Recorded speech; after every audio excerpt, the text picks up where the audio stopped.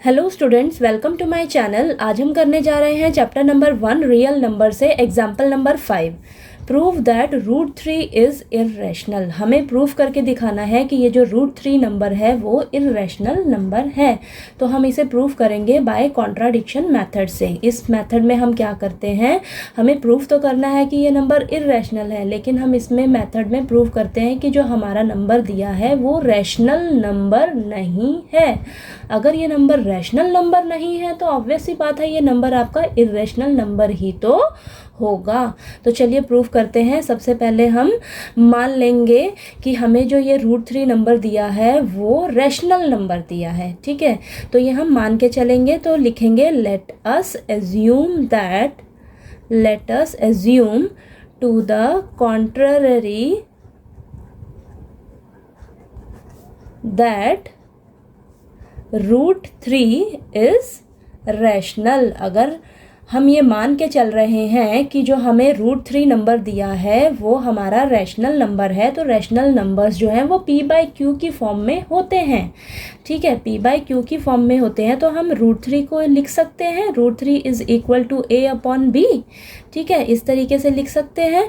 तो यहाँ पर जो a और b है, वेयर a एंड b, ये जो हमारे ए और बी है वो क्या है, को प्राइम्स हैं। ए एंड बी आर को प्राइम्स नंबर वो नंबर होते हैं जिनका 1 के अलावा दूसरा कोई फैक्टर नहीं होता। ठीक है, ए और बी का 1 के अलावा कोई दूसरा फैक्टर नहीं हो सकता, यानी कि ए और बी को सिर्फ 1 ही डिवाइड कर सकता है, 1 के अलावा इसे कोई दूसरा नंबर डिवाइड नहीं कर सकता।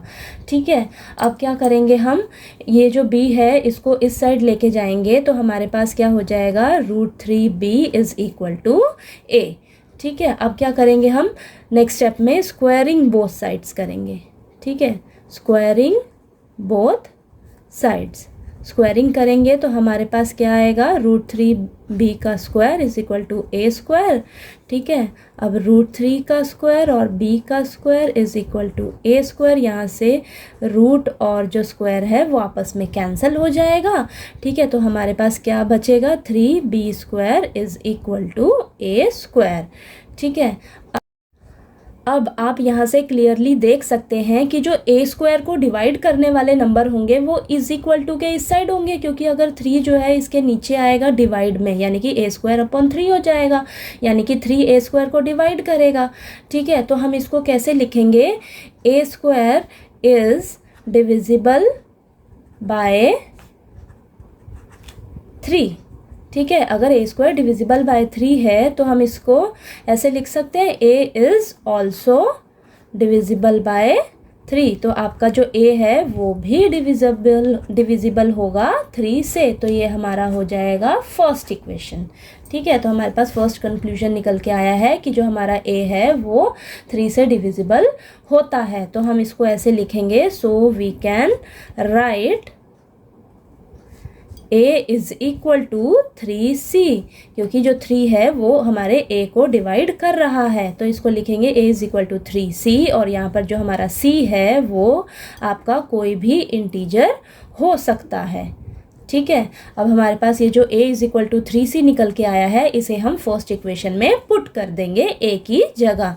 तो आपने यहाँ पर फर्स्ट इक्वेशन लिखनी है सबसे पहले। अब यहाँ पर a की जगह आप 3c पुट कर दीजिए, तो 3b square is equal to a² की जगह 3c स्क्वायर। ठीक है, तो यहाँ पर आपके पास आएगा 3b स्क्वायर। अब 3 का स्क्वायर 9 आ जाएगा, c का स्क्वायर c स्क्वायर। ठीक है, 3 और 9 आपस में कैंसिल हो जाएंगे 1 पे और ये 3 पे, तो आपके पास क्या निकल के आएगा, b square is equal to 3c square. अब आप यहाँ पर फिर से ध्यान से देखिए, आपके पास क्या समझ आ रहा है आपको कि जो b स्क्वायर को डिवाइड करने वाले नंबर इस साइड होंगे इक्वल टू के इधर, यानी कि 3 जो है वो b स्क्वायर को डिवाइड करेगा। ठीक है, 3 अगर इसके नीचे आएगा डिवाइड में तो b स्क्वायर को डिवाइड कर सकता है 3। ठीक है, तो हम इसको कैसे लिखेंगे, b square is divisible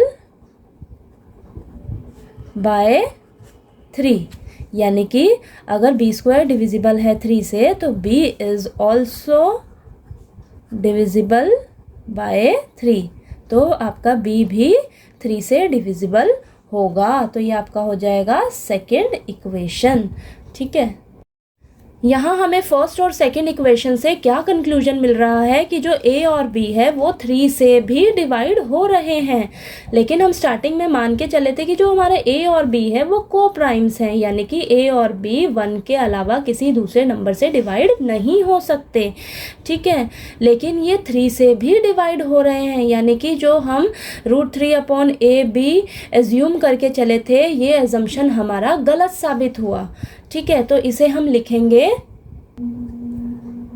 Therefore A and B have at least 3 as a common factor। A और B का 3 भी common factor है, but this contradicts the fact that A and B have no common factor other than 1। ये जो है contradict कर रहा है कि जो हम मान के चले थे कि A और B का 1 के अलावा कोई दूसरा common factor नहीं है, ठीक है। लेकिन हम जब प्रूफ करना स्टार्ट किया हमने, तो हमें पता लगा कि A और B का 3 भी कॉमन फैक्टर है।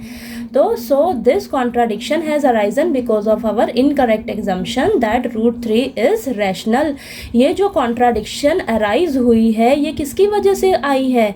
ये हमारे गलत एजम्पशन की वजह से आई है कि जो हम √3 को रैशनल मान के चले थे, ठीक है। अब लास्ट में आपने लिखना है so we conclude that √3 is irrational. जब हमें पता लगा कि जो √3 है वो रैशनल नंबर नहीं है, तो हम यहाँ से कंक्लूजन निकाल सकते हैं कि जो हमारा √3 है वो एक इर्रेशनल नंबर है, ठीक है। नेक्स्ट एग्जाम्पल नंबर 6 के लिए हम नेक्स्ट वीडियो में मिलते हैं।